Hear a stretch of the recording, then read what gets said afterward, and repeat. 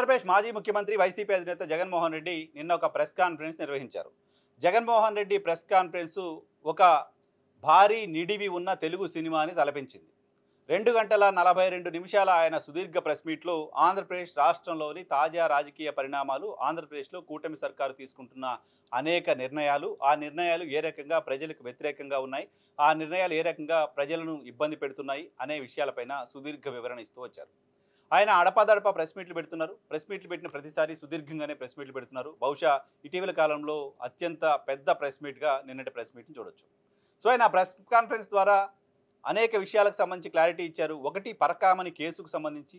పరకామణి కేసులో అతను దొంగతనం చేస్తుండగా దొరికింది 79,000 రూపాయల విలువైన డాలర్లు కొట్టేస్తూ, కానీ ఆయన 15 సంవత్సరాలుగా దొంగతనం చేస్తూ ఉన్నారు. మా ప్రభుత్వ హయాంలో ఆయన్ని అరెస్ట్ చేసి ఆయన అప్పుడు దొంగలించిన డాలర్లతో పాటు గతంలో ఆయన దొంగతనం చేశాడనే ఆరోపణలు ఉన్నాయి కాబట్టి ఆయనకు సంబంధించిన ఆస్తులన్నీ రాయించుకుని ఆయన పైన కేసు నమోదు చేస్తే, మా ప్రభుత్వం తప్పు చేసింది అంటూ ఇప్పుడు మాపైనే కేసులు పెట్టి విచారణ చేసే పరిస్థితి తీసుకొస్తున్నారు. ఇది టాపిక్ డైవర్షన్లో భాగంగా చేస్తున్న వ్యవహారం అంటూ చెప్తూ వచ్చారు. దాంతోపాటు కూటమి సర్కారు చేసిన మోసాలు ఇవి అంటూ మాట్లాడుతూ వచ్చారు. కొన్ని ప్రశ్నలు కూడా కూటమి సర్కారుకి ఆయన వేస్తూ వచ్చారు. ఎన్నికలకు ముందు నిరుద్యోగ భృతి గురించి మాట్లాడారు. 2 సంవత్సరాలు అయిపోయింది. ఒక్కొక్క నిరుద్యోగికి మీరు ఈ 2 సంవత్సరాల్లో కలిపితే 72,000 రూపాయలు ప్రతి నిరుద్యోగికి ఇవ్వాల్సి ఉంటుంది. ఏ ఒక్కరికైనా ఇచ్చారా? ఆ హామీని నెరవేర్చారా? ఏ రకంగా సూపర్ 6 సూపర్ హిట్ అని చెప్పగలుగుతారు అంటూ ప్రశ్నిస్తున్నారు. దాంతోపాటు ఆడబిడ్డ నిధి కింద 18 ఏళ్ళు నిండిన వాళ్ళందరికీ 1,500 రూపాయలు ఇస్తున్నారు. ఇచ్చారా? అదెందుకు ఇవ్వలేదు? ఆ డబ్బులు ఇవ్వాల్సిన అవసరం ఉంది కదా. 18,000 రూపాయలు ప్రతి ఆడబిడ్డ ప్రతి సంవత్సరం నష్టపోయింది కదా. 2 సంవత్సరాలకి ఇది కలిపితే 36,000 రూపాయలు అవుతుంది కదా. దాన్ని ఎందుకు ఇవ్వలేదు అని మాట్లాడుతున్నారు. బీసీ, ఎస్సీ, ఎస్టీ మైనారిటీలకు 50 ఏళ్ళు దాటగానే పెన్షన్లు ఇస్తామని చెప్పారు. ఆ పెన్షన్ 4,000 రూపాయలు ఇస్తామని చెప్పారు. ఇప్పటివరకు 2 సంవత్సరాల్లో పెన్షన్ ఇవ్వలేదు కదా. ఇది కూడా మోసం చేయటమే కదా. అమ్మఒడి పథకం పేరు మార్చారు. తల్లికి వందనం అన్నారు. ప్రతి పిల్లవాడికి 15,000 ఇస్తా అన్నారు. కొంతమందికి 8,000, 9,000, కొంతమందికి 13,000 ఇచ్చారు. చాలామంది పిల్లలకు సంబంధించి ఈ తల్లికి వందనం కూడా ఇవ్వకుండా ఎగ్గొట్టారు అనే విషయం చెప్తున్నారు. దీపం పథకం కింద ప్రతి ఏటా 3 సిలిండర్లు ఇస్తున్నారు. 3 సిలిండర్లు ఇవ్వకపోగా ఒక ఏడాది 1 సిలిండర్ ఇచ్చారు. తర్వాత ఏడాది 2 సిలిండర్లు ఇచ్చారు. అవి కూడా అందరికీ అందట్లేదు అనే విషయం చెప్తారు. సో ఇలా అనేక అంశాలకు సంబంధించి కూటమి సర్కారు ప్రజల్ని మోసం చేస్తూ వచ్చింది. కూటమి సర్కారు ప్రజలకు ద్రోహం చేస్తూ వచ్చింది అనే విషయాన్ని చెప్తున్నారు. ఆంధ్రప్రదేశ్లో కూటమి సర్కారు అధికారంలోకి వచ్చిన తర్వాత అనేక మంది వైఎస్ఆర్ కాంగ్రెస్ పార్టీకి సంబంధించిన నాయకులపైన అక్రమ కేసులు పెడుతున్నారు. అక్రమ కేసులతో అనేక మంది మా వాళ్ళని ఇప్పటికే అరెస్టులు చేశారు. పిన్నెల్లి రామకృష్ణారెడ్డితో మొదలుపెట్టి చెవిరెడ్డి భాస్కర్ రెడ్డి వరకు అనేక మందిని అక్రమంగా అరెస్ట్ చేసి జైలుకు పంపించారు. వీళ్ళందరి అరెస్ట్ కూడా అక్రమమే. ప్రభుత్వం వచ్చిన తర్వాత రెడ్ బుక్ పాలన నడుస్తోంది తప్ప రాష్ట్రంలో ప్రజలను పట్టించుకుంటున్న పాపాన పోలేదు అనే విషయాన్ని కూడా జగన్మోహన్ రెడ్డి మాట్లాడుతారు. జగన్మోహన్ రెడ్డి మాట్లాడిన మరొక కీలకమైన అంశం రైతులకు సంబంధించిన అంశం. రైతులకు ఇచ్చిన హామీలను నెరవేర్చకపోగా ఒక సంవత్సరం రైతు భరోసా ఎగ్గొట్టి మరో సంవత్సరం రైతు భరోసా విడతల వారీగా ఇస్తామని చెప్పి రైతులకు సంబంధించి ఏ ఒక్క పంటకు కూడా గిట్టుబాటు ధర ఇవ్వకుండా, ఇన్పుట్ సబ్సిడీ ఇవ్వకుండా, రైతులకు సంబంధించి ప్రభుత్వం వైపు నుంచి మా సర్కారులో అందిన సాయం ఏది అందకుండా ఇప్పుడు రైతుల దగ్గరికి వెళ్ళడానికి కూడా భయపడే పరిస్థితిలో కూటమి సర్కారు ఉంది అనే విషయాన్ని జగన్మోహన్ రెడ్డి మాట్లాడుతున్నారు. మిర్చి రైతులకు సంబంధించిన కష్టాలు, పొగాకు రైతులకు సంబంధించిన కష్టాలు, మామిడి రైతులకు సంబంధించిన కష్టాలు, తాజాగా అరటి రైతులకు సంబంధించిన కష్టాలు, ఇలా అన్ని వర్గాలకు సంబంధించిన రైతులు ఇబ్బందులు పడుతున్నారు కూటమి సర్కారులో అనే విషయాన్ని కూడా చెప్తూ వచ్చారు. ఇలా ఆంధ్రప్రదేశ్ రాష్ట్రానికి సంబంధించిన అనేక అంశాలపైన డీటెయిల్డ్గా ఒక అకాడమిక్ స్టడీస్కి ప్రిపేర్ అవుతున్న వాళ్ళ తరహాలో ఆయన ప్రెస్ కాన్ఫరెన్స్లో వివరాలు చెప్పారు. 2 గంటల 43 నిమిషాల ఈ ప్రెస్ కాన్ఫరెన్స్లో ఆంధ్రప్రదేశ్ రాష్ట్రానికి సంబంధించిన అనేక అంశాలపైన మాట్లాడారు. గతంలో జగన్మోహన్ రెడ్డి ముఖ్యమంత్రిగా ఉన్న సమయంలో ఆయన మీడియా ముందుకు రావట్లేదు, కేవలం ప్యాలెస్లోనే ఉండిపోతున్నారు, బయటకు వచ్చి మీడియాని అడ్రస్ చేయడానికి భయపడుతున్నారు, ఇటువంటి విమర్శలను ఫేస్ చేశారు. కానీ ఈ మధ్యకాలంలో ఆయన బయటకు వస్తే గంటల తరబడి ఆంధ్రప్రదేశ్ సంబంధించిన అనేక అంశాలపైన మాట్లాడుతూ వస్తున్నారు. కూటమి సర్కారు జగన్మోహన్ రెడ్డి పైన ఎదురుదాడి చేస్తోంది తప్ప కూటమి సర్కారు జగన్మోహన్ రెడ్డి ప్రెస్ కాన్ఫరెన్స్లో రైజ్ చేసిన ఏ ఒక్క అంశానికి నేరుగా సమాధానం చెప్పలేదు ఆయన ఈ ప్రెస్ కాన్ఫరెన్స్లో పెట్టడం మొదలుపెట్టిన తర్వాత నుంచి. నిజానికి Jaganmohan Reddy style of action, Jaganmohan Reddy style of press కాన్ఫరెన్స్లో ప్రజల దగ్గరికి వెళ్ళే విధానము ఇలాగే ఉంది.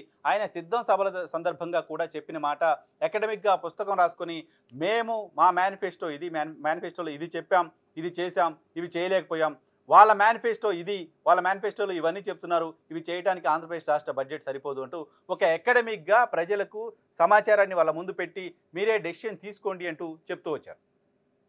సో అప్పుడు చెప్తున్న ప్రకారమే ఇప్పుడు సూపర్ 6లో ఇచ్చిన హామీలను అమలు చేయలేని పరిస్థితిలో ఆంధ్రప్రదేశ్ రాష్ట్ర సర్కార్ ఉంది. నిన్నగాక మొన్న ముఖ్యమంత్రి చంద్రబాబు నాయుడు చెప్తున్నారు, ఆంధ్రప్రదేశ్లో ఖజానా ఖాళీ అయిపోయింది, డబ్బులు ఒక రూపాయి లేవు, ఎక్కడ అప్పు పుట్టే పరిస్థితి లేదు, ఎవరు అప్పు ఇవ్వడానికి కూడా ముందుకు రావట్లేదనే విషయం చెప్పారు. సో ఇదే విషయాన్ని ఎన్నికల సభలో జగన్మోహన్ రెడ్డి కూడా చెప్పారు. చెప్పి జనాల్ని కన్విన్స్ చేయలేకపోయారు.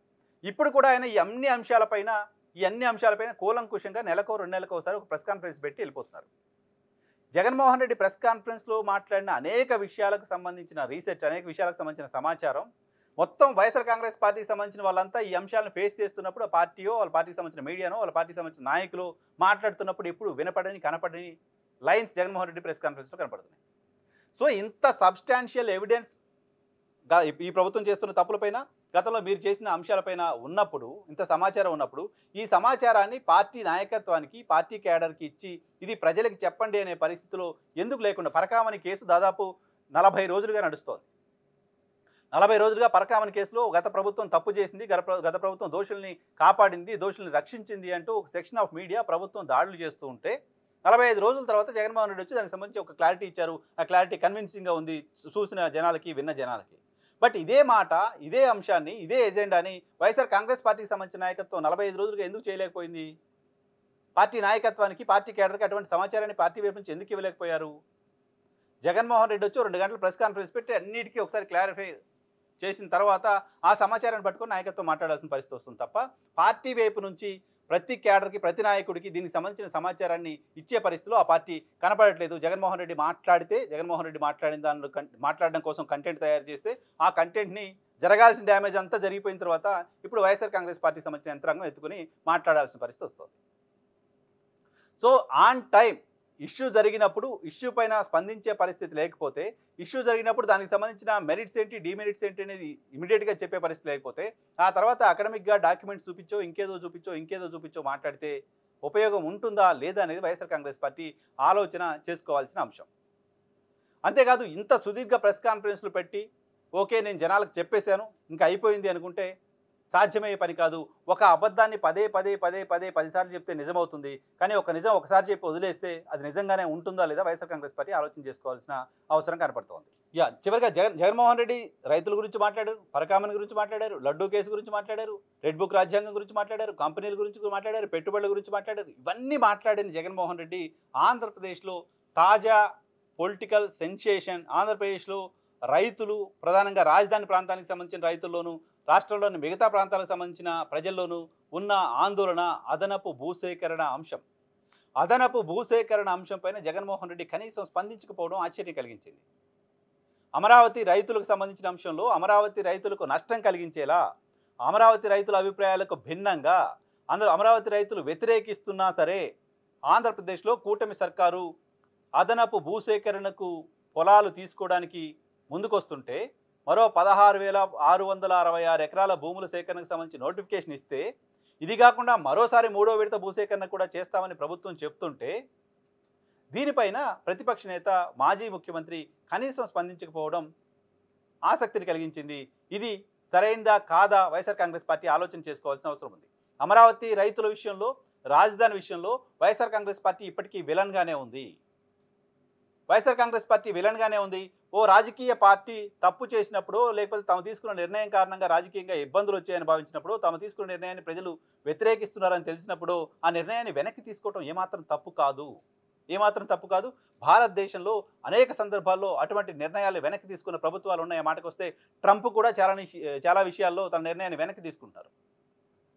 క్లాసిక్ ఎగ్జాంపుల్ నరేంద్ర మోదీ రైతు చట్టాలకు సంబంధించిన అంశం పైన ఏడాది పాటు రైతులు పోరాటం చేసినా, ఒక 600-700 మంది రైతులు ఆ పోరాటంలో చనిపోయినా పట్టించుకొని నరేంద్ర మోదీ ఆ తరువాత క్షమాపణలు చెప్పి రైతు చట్టాలను వెనక్కి తీసుకున్నారు. సో రాజకీయ పార్టీలుగా అటువంటి నిర్ణయాలను వెనక్కి తీసుకోవడంలో తప్పులేదు. అమరావతి విషయంలో జగన్మోహన్ రెడ్డి స్టాండ్ ఏంటి అనేది ఇంకా యాంబిగ్విటీ ఎందుకు మెయింటైన్ చేస్తున్నారు? ఇంకా సందిగ్ధంలో ఉంచాల్సిన అవసరం ఏంటి? అమరావతి అంశాన్ని మాట్లాడితే డీవియేట్ అవుతుందనే మాట జగన్మోహన్ రెడ్డి అనడం వెనుక రీజన్ ఏంటి? అమరావతి అంశం కూడా ఆంధ్రప్రదేశ్లో తాజా రాజకీయ పరిణామం. అమరావతి అంశం కూడా ఆంధ్రప్రదేశ్ ప్రజలు జగన్మోహన్ రెడ్డి ఏం చెప్తున్నారని చూస్తున్న అంశం.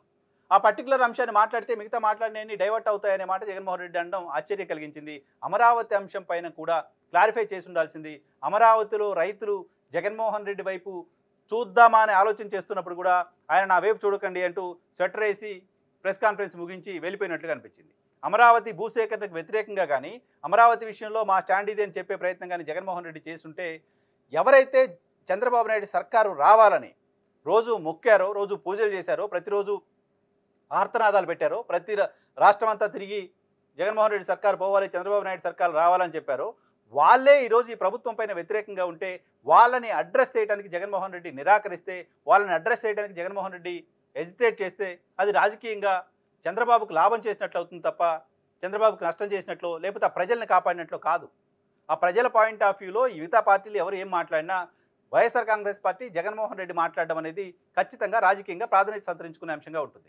కాబట్టి అదనపు భూసేకరణ అంశానికి సంబంధించి జగన్మోహన్ రెడ్డి మాట్లాడి ఉంటే ఈ సినిమా క్లైమాక్స్ ఉండేది. 2.5 గంటల సినిమాలో క్లైమాక్స్ లేకుండా పార్ట్ 2 పేరుతో మళ్ళీ వదిలేసినట్టుగా ఉంది అమరావతి అంశంపై జగన్మోహన్ రెడ్డి స్పందించకుండా ప్రెస్ కాన్ఫరెన్స్ ముగించడం.